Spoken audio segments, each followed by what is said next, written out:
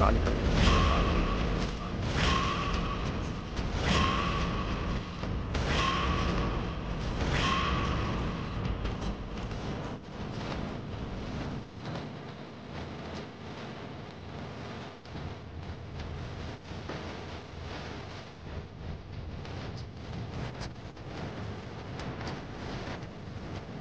తనే నా భార్య అని మనసా వాచా నమ్ముతున్నాను.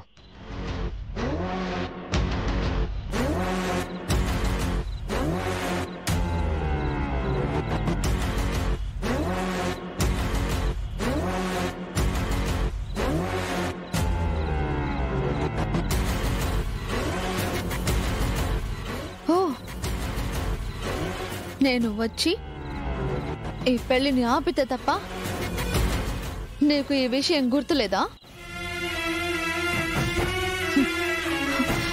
ఇప్పుడు అంతా బయటపడ్డాక ప్లేటు మార్చావంటే నువ్వు గ్రేట్.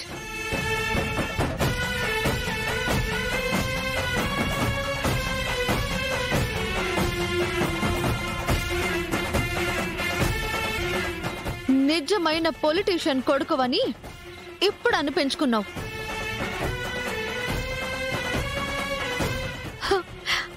అసలు నీలాంటి వాణ్ణి ఏం చేసినా తప్పులేదు.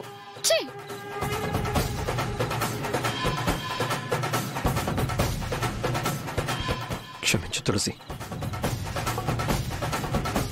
నువ్వు క్షమించలేనంతగా నేను తప్పు చేశాను. కానీ ఆ రోజు నీ మెడలో తాళి కట్టడానికి నాకు ఎన్ని రీజన్స్ ఉన్నాయో ఇప్పటిదాకా దాన్ని బయట పెట్టకుండా ఉండడానికి కూడా నాకు అన్ని కారణాలున్నాయి.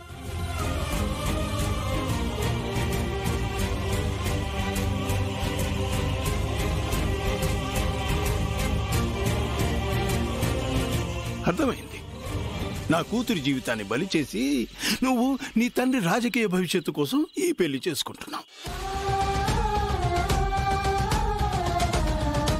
అంతేగా?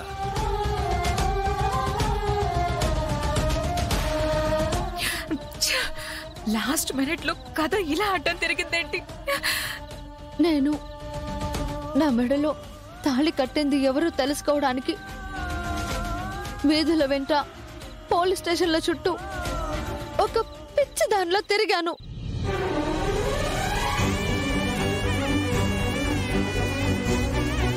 ఈ తాళి తీసేయను లేను, ఈ భారం మొయ్యను లేను.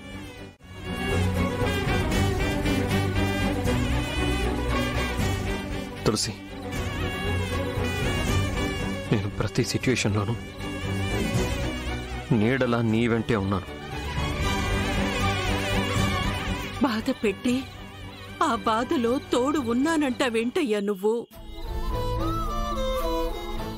ఎవరన్నా ఏమన్నా అడిగితే ఏం చెప్పాలో సమాధానం తెలియక తాలిబొట్టుని తాయెత్తులో దాచుకుని కొండంత బాధని తన గుండెలో దాచుకుందయ్యా నా కూతురు.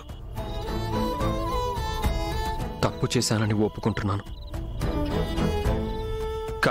కానీలు సారీలు చెప్పి మళ్ళీ మమ్మల్ని ఇంకా మోసం చేయాలని చూడకు.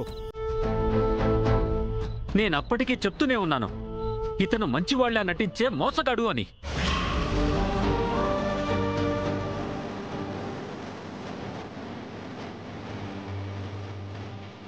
ఎవరూ నమ్మలేదు. రేయ్, ఏంట్రా చూస్తూ ఊరుకుంటుంటే రెచ్చిపోతున్నావు? నాన్న ప్లీజ్,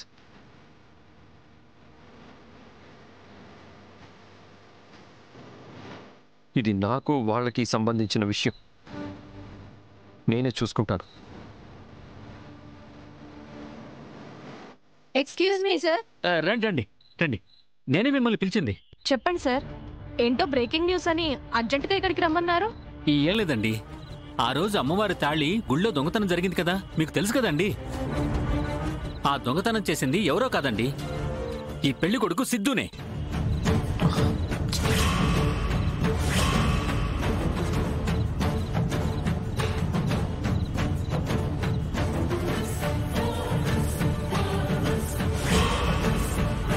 అవునా? అంతే కదండి, ఆ తాళి తెచ్చి నా సొంత చెల్లి తులసి మెళ్ళలో కట్టాడండి ఈ చీటర్.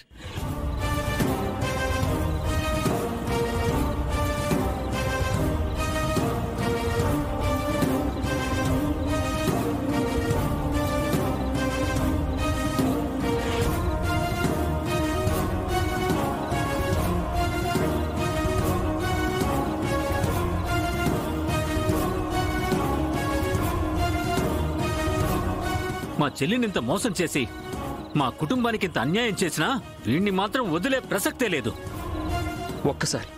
ఒక్కసారి నా మాట విను. ఇంకా చాలు, ఆపు.